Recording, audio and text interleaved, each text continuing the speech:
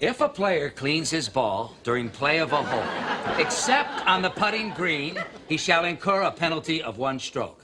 That's the rule, Jerry. But it's just a friendly game. Why do you always have to be such a stickler? Because that's the way I was raised.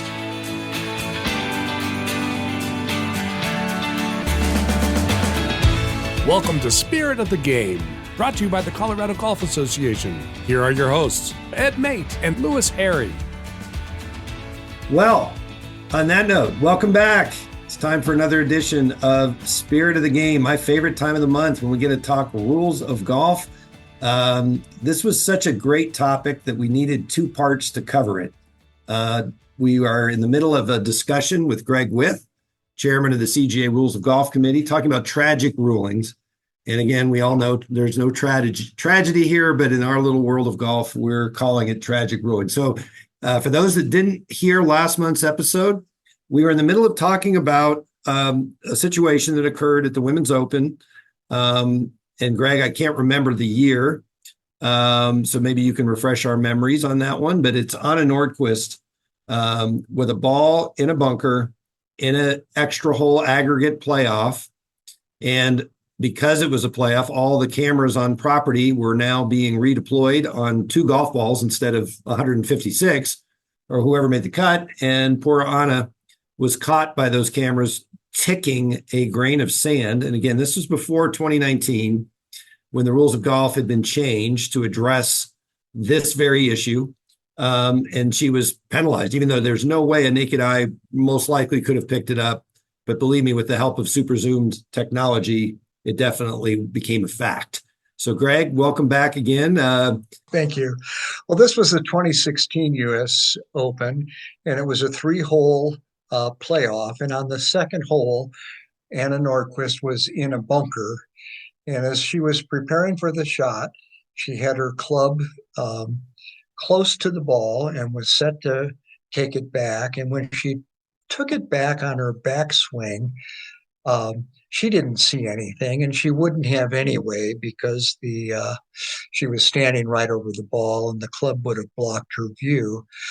But she made the shot, and then the person who had the close-up on her ball in the bunker, and as you said, Ed, there's probably 6 cameras looking at this particular shot because they're the only 2 players on the course.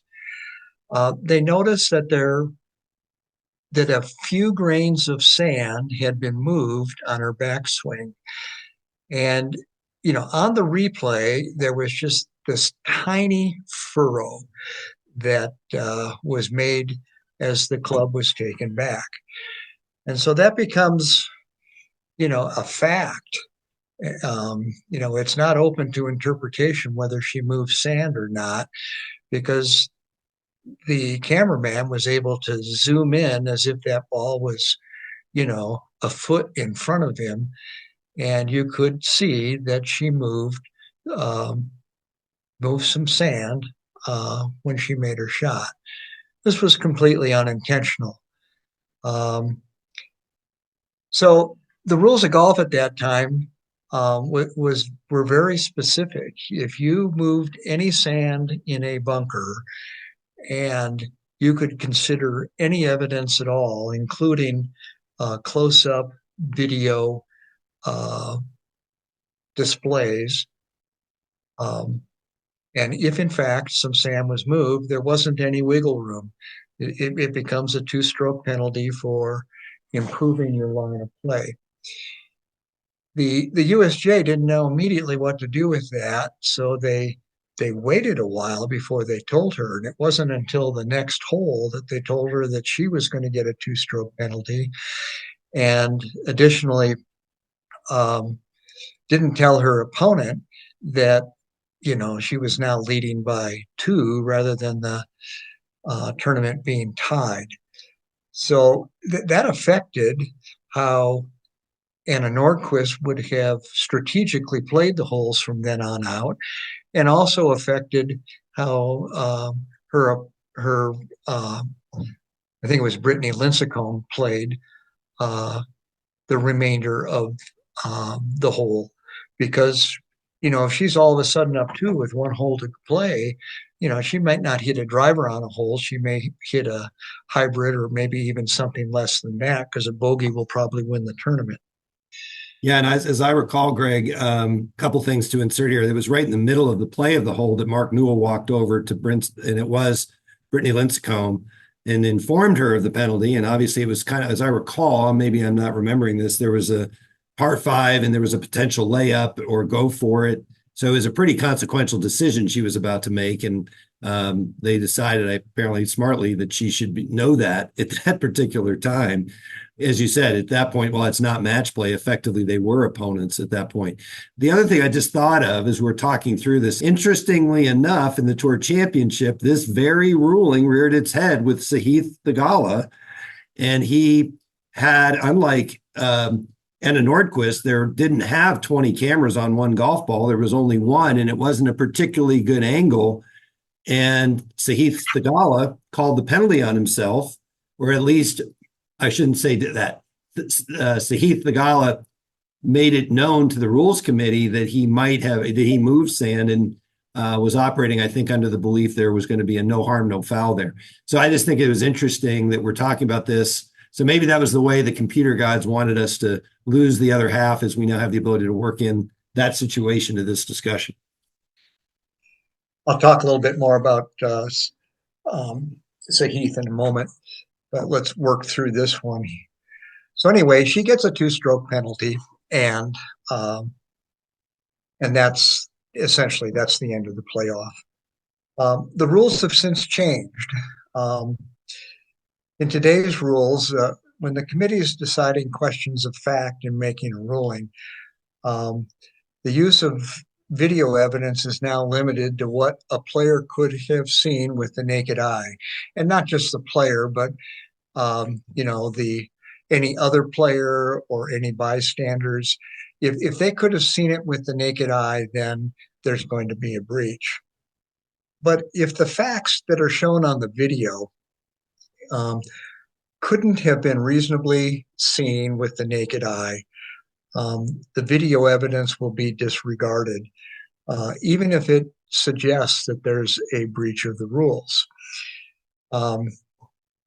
So in Anna Nordquist's case, there is no way in the world anyone could have seen this without that telephoto lens zeroed in on the ball in the way that it was. And so they would have disregarded the video evidence, even though it existed. It didn't pass the test of could it have been seen with the naked eye. So again, to be clear on that, if the same thing happened today, Anna Nordquist would not have been penalized. And I believe, and I think you'd agree, that's a good change. Absolutely. Yeah. I mean, I think we need to look at the intent of the rule is we don't want people to improve their lives in bunkers. And generally, if you remove sand from behind the ball, that gives you, a better approach into the ball when you're making that explosion shot. So I like your use of the word intent of the rule. And so playing off of that intent, let's fast forward to a week ago at the Tour Championships, Sahith Theegala, no intention to touch the sand, but he was in a fairway bunker, much like Anna Nordquist, and thought was pretty convinced that he had brushed some sand. And in most cases, as I think Kevin Kisner said, the hitter knows, which I thought was an interesting term. The hitter knows best. And what unfolded was really interesting to me. And my interpretation, and Greg, I'd be interested if you read about it or heard about it the way I did. So Theegala takes it to the person he's paired with. I always lose myself in what we call that anymore. And do you remember who that was? I don't. Whoever he was playing with agreed that you should bring it to the attention of a rules committee member, but they also seemed to agree, based on what I heard, that it was going to be a no harm, no foul, that you didn't intend to do it. So sure, bring it up. It'll be no problem. So he did. And this case, the video evidence was not so clear. And it was really on the gala to make the call. The cameras didn't confirm or rule out anything.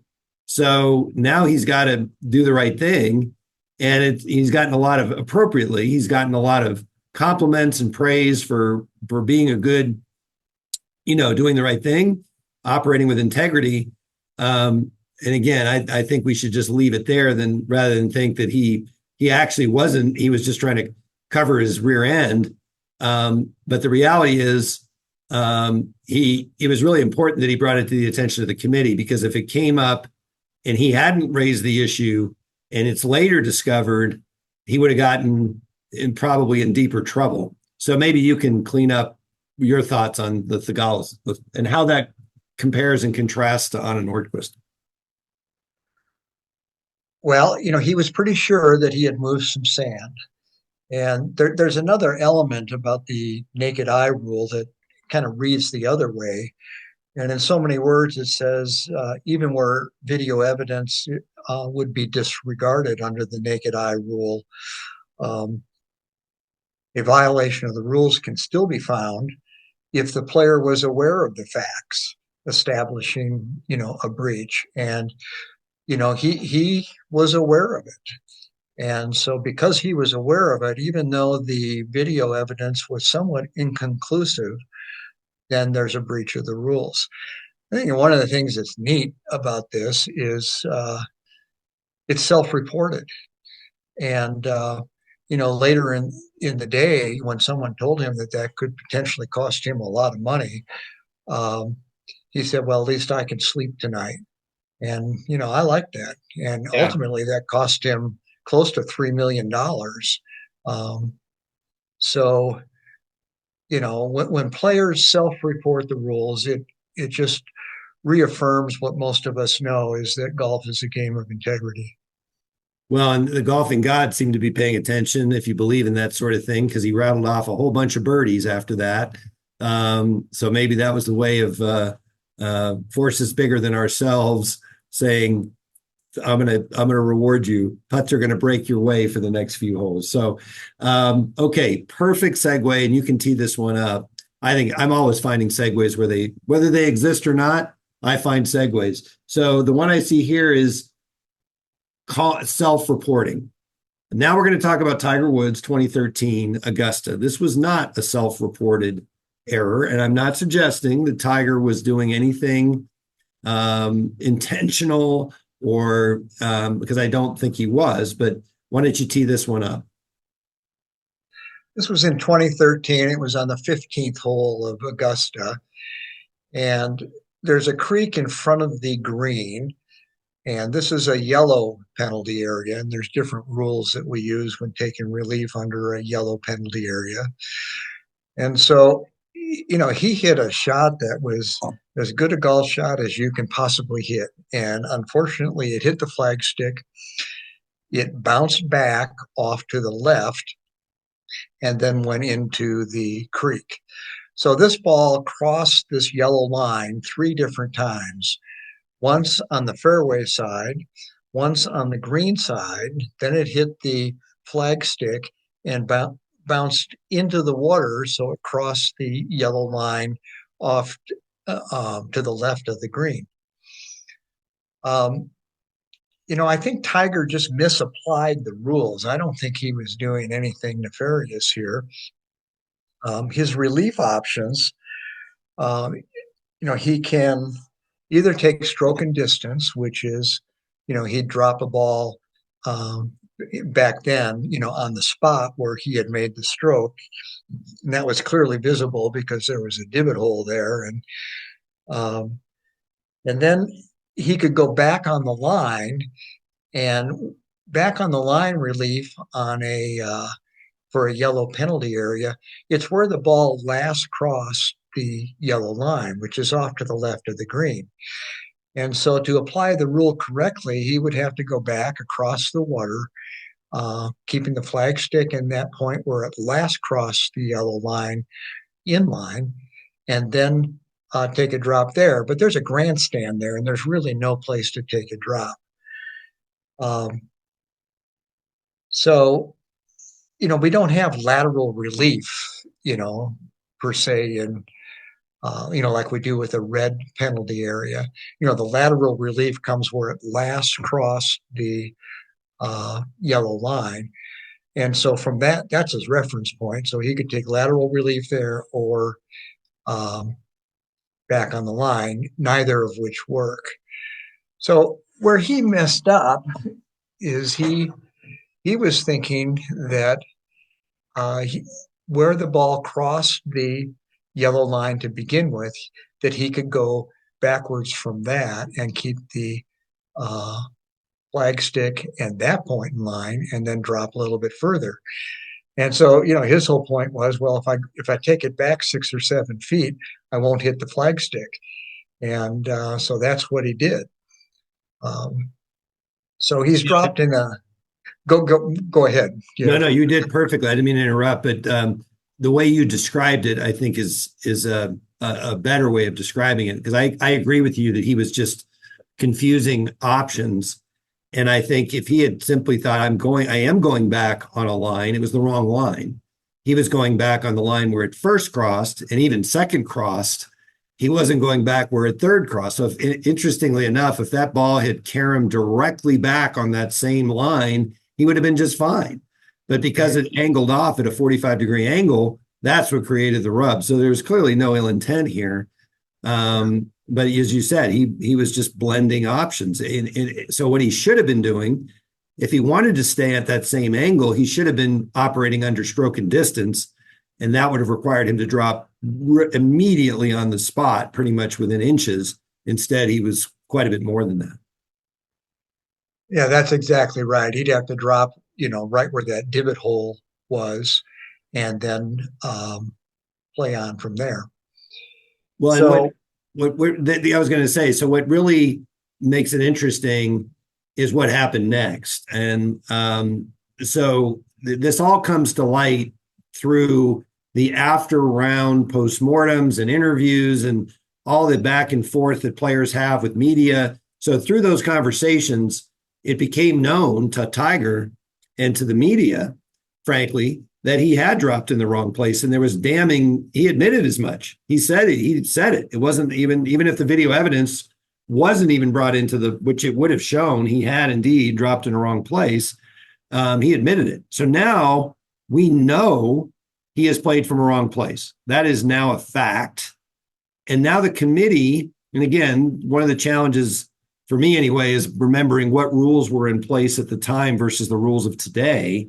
But now the committee has to deal with this. And let's be honest, I don't care what anybody says. There's no rules official and no committee that is immune to fame and impact and media. And let's admit, Tiger Woods is a bigger name than, let's pick, I don't know, Dan Pohl. I don't know why that name came to me. Nobody even knows who that is except you and me, Greg.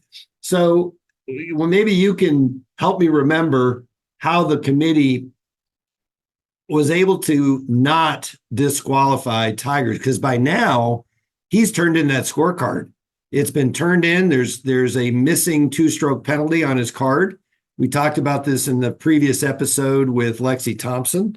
And I don't know timing wise, I think we're in the same relative time where, I don't know, I'm losing myself here. Remind me what the committee did and how we got to, because ultimately Tiger had a 2-stroke penalty, but he was allowed to continue playing in the tournament. He was not disqualified. Well, I'm not on the Augusta National Rules Committee and clearly was not privy to their discussion.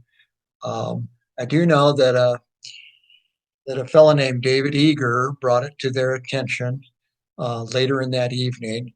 They were concerned about it, and they spent quite a bit of time trying to sort out exactly what had happened. And their ultimate decision is that Tiger would be assessed a 2-stroke penalty and not a disqualification. So like you, I mean, I agree that um, tournaments like the Masters want to keep their best players in it, and they gave a very lengthy press conference the next morning and pretty much just said, "Here's what we're doing. Here's why we're doing." And the committee has some latitude on what they can do, and I think the Masters Committee used every bit of the discretion that they were allowed to do and allowed him to continue the tournament. So let's spend just one more minute on that, on the committee. We always say the committees with a capital C, and to make sure that we're also not leaving our listeners more confused, and we are educating, which is part of the goal of Spirit of the Game. And you do a lot of rules seminars, or a very good teacher of the rules. How would you summarize how much power the committee has? So if that happened today, well, let's not even use that example. Let's just sort of keep it more generic. Can the committee waive a rule of golf? That's a question that comes up. Can the committee just say, you know what, we know you did it, but we're not, you know what, we like you, or whatever reason, for whatever reason they want, they can just unilaterally waive a rule? Can they do that? Now, the rules specifically address that the committee can't waive penalties or change penalties or waive rules of golf. Um, that said, like if you take it to the club level, the at the club championship, the committee is probably the head pro who may or may not have a lot of experience with the rules. And ultimately, he needs to make a timely decision. And sometimes they make incorrect decisions. Um, and there's, a saying that, when the committee makes a decision, even when they're wrong, they're right. So you have to have, timely decisions. And, that happens at, um, tournaments, not professional tournaments and certainly not tournaments of consequence, but at the club level, you're going to see that happen a lot. But the committee can't um, knowingly and deliberately change or modify rules or penalties. They're pretty much they're stuck with it, and the the best minds in the world are on the rules committee at Augusta National. Yep. I had a recent call from a club, and it was an unfortunate disqualification scenario involving a player. Trying to remember the exact situation, but it had to do with putting something on the face of a club, and that was completely innocent. It was some type of indication, that you put on them for fitting, where you have a little sticker. It had absolutely no bearing on outcome. It was purely just an oversight. And unfortunately, don't mess with the club face. That was brought to the attention of the committee. And the question was, can we just overlook that?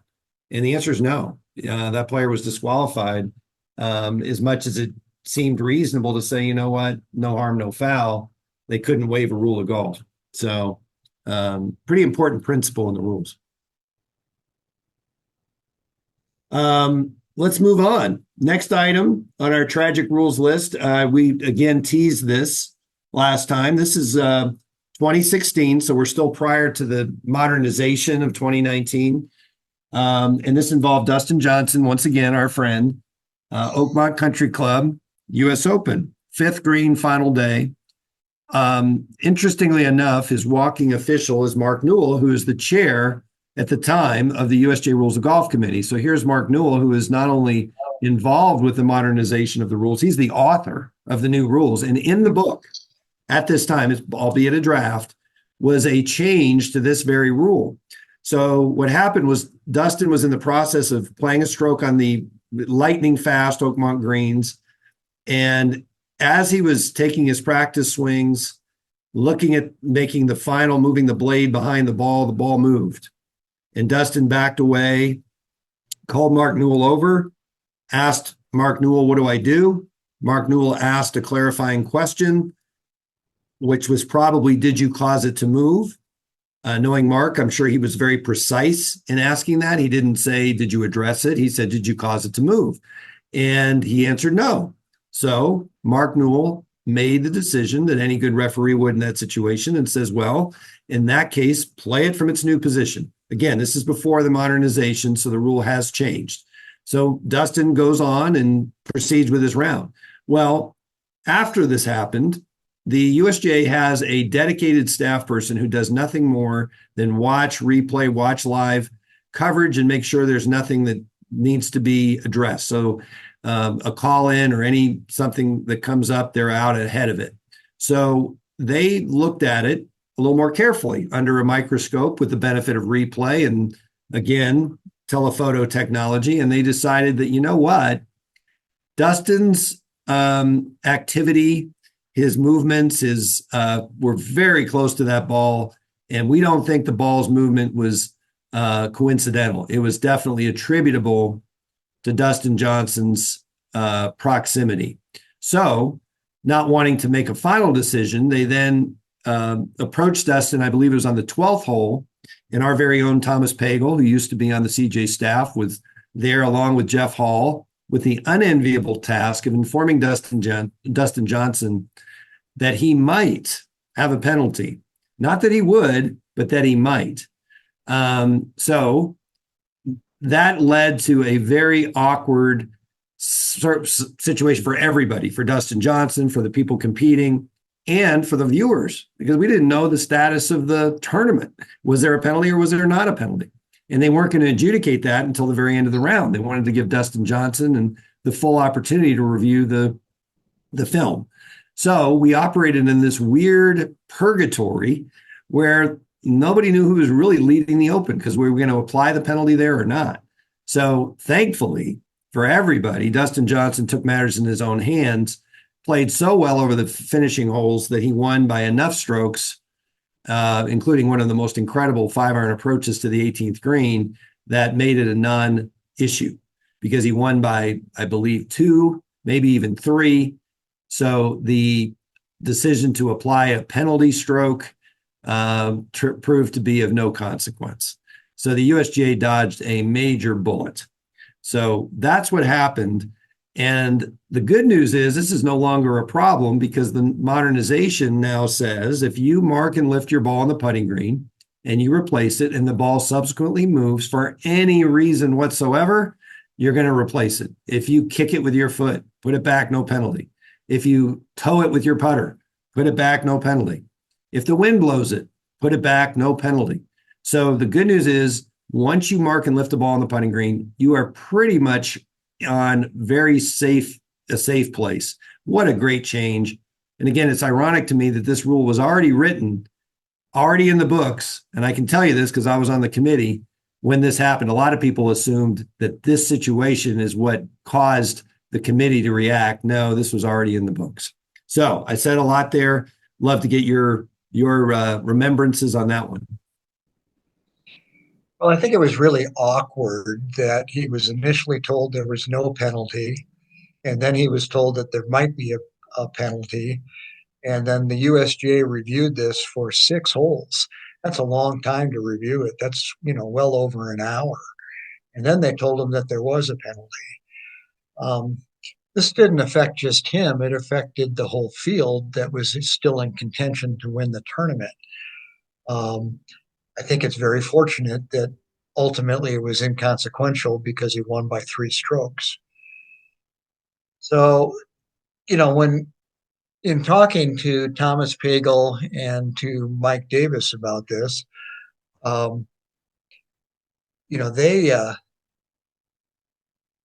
they said in so many words that, during that lengthy review that they saw the evidence, and that they had to act on it. And I, based on the rules that were in place at that time, I'll agree with that.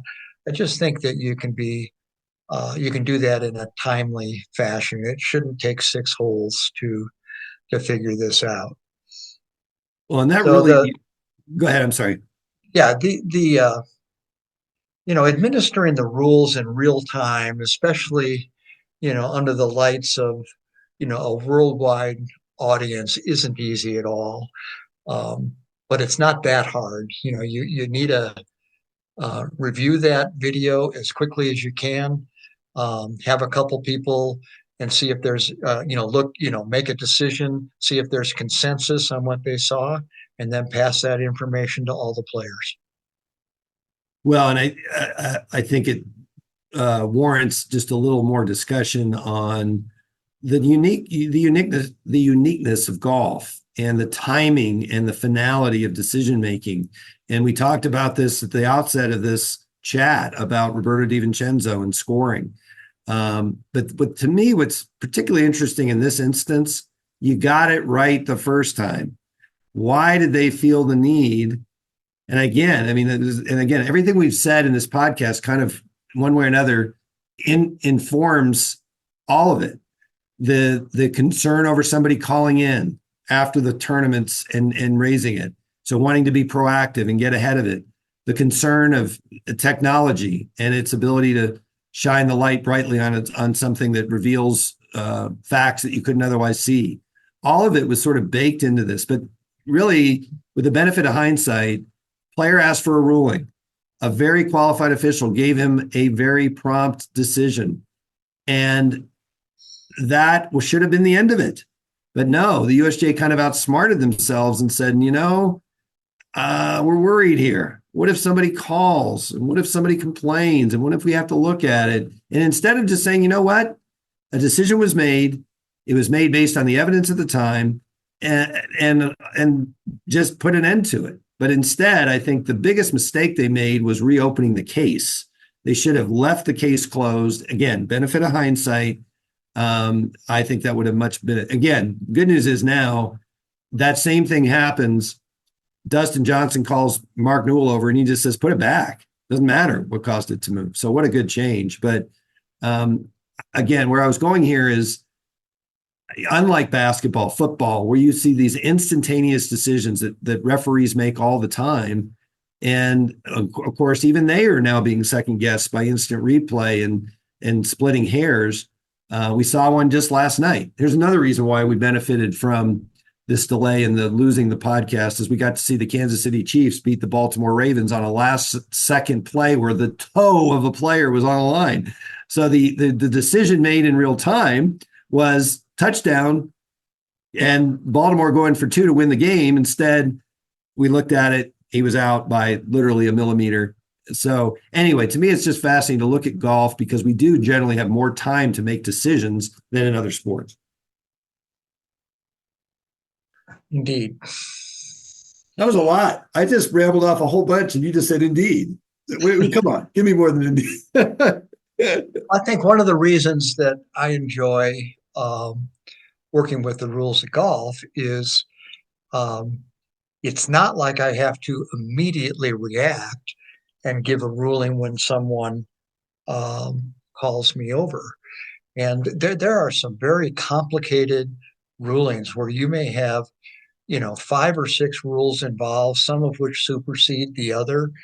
And, it's complex and you sort of have to draw a little chart about what happened, when, who knew it and why. And in golf, I have the luxury of calling for a second opinion and have someone, over the air either concur or tell me that we need to think about this. Now, that doesn't mean we can think about it for 6 holes.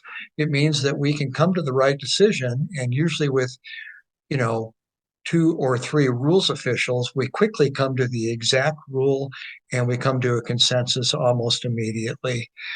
The other thing in golf that I like is that there's times when you can't, when you're just not sure and no one is absolutely sure.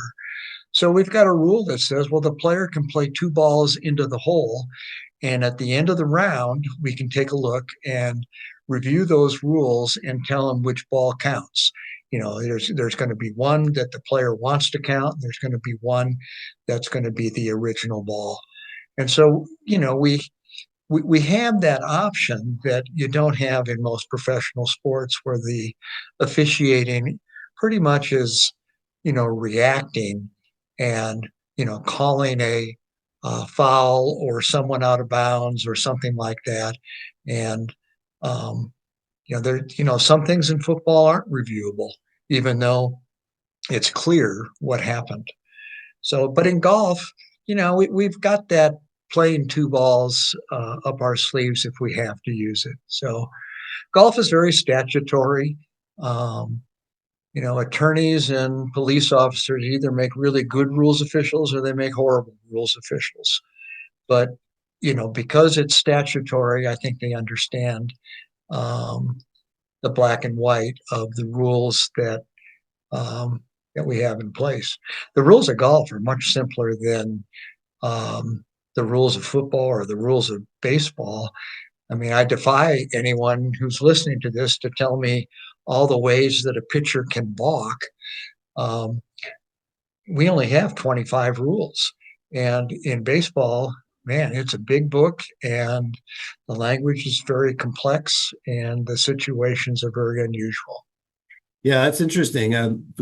One more comment on timing. I had a fun opportunity at the BMW Championship last month to walk the back nine with Pete Liss, who is a former CGA tournament director, now a rules official on the PGA Tour, and Mike Peterson, who is a former intern for the PGA section, Colorado PGA section. I got to work with both of these great young guys that are not quite as young as they were when I first met them. And they're both rules officials on the PGA Tour. And I asked both of them we're sitting on the 16th green, and I said, so how much pressure are you under the bright lights of the PGA Tour to make rulings quickly and knowing you have TV windows to hit? We don't want to send people over to Peacock or to another channel. And they both admitted it's apparent. They definitely, they need to move quickly. So Pete mentioned that, and the example we were kind of chatting about was behind 16 at Castle Pines, where the whole location was such, and the grandstands were, constructed in a way where there was a few places where finding a nearest point of relief that was not closer to the hole was going to be a bit of a challenge. And I asked, and Pete said to be proactive, and for the very reason you said, I will put balls in different places and kind of know in advance where we're going. So I don't sit there and take TV time or just delay the field by measuring and getting out of, pacing something off. I want to know. But there's no doubt that when you're on that stage, and they generally don't allow players to play two balls, although they could, they have to make those rulings fairly quickly. But I like where you ended that comment on that, because I always say the rules of golf are infinitely more complicated than baseball and football because we play on a playing field that has a lot more variability, that a defined court is much simpler to deal with. But I think that may be not altogether true for the reason you stated, that the other sports have a lot of nuance to them. And frankly, when there's only one ball in play, some ways that makes it even more you're more keenly focused on splitting hairs. So moving on, what do we have next? Well, what we have next is we're going to wrap this up. We have a lot of here's the thing, Greg. If I can hear it, I don't know if, can you hear that? That is like a standing ovation for us. I think I heard that. And it's just, that was so good that we're going to need an encore. We're going to do this again. We're doing it by Zoom, so hopefully the sound quality is reasonably good. But it was a heck of a lot smarter for you to sit in your living room or your home office than it was for you to drive from Fort Collins. So this has been as much fun, if not more, than I expected. And I think we just, in preparing for this, there's a lot more to cover. We could go on. And again, I really appreciate you're taking the time, and the work you do behind the scenes. Unless you play CGA tournaments, USGA qualifiers, NCAA, you may not know Greg With, but if you do, you know him because he's one of the stalwarts. So thank you for coming on and sharing your experiences and your expertise. I enjoyed it. This has been a lot of fun. Okay, that's a wrap for this month. Maybe next month, Greg will be back for part 4 or whatever part we're on. Thanks, Greg. You're welcome.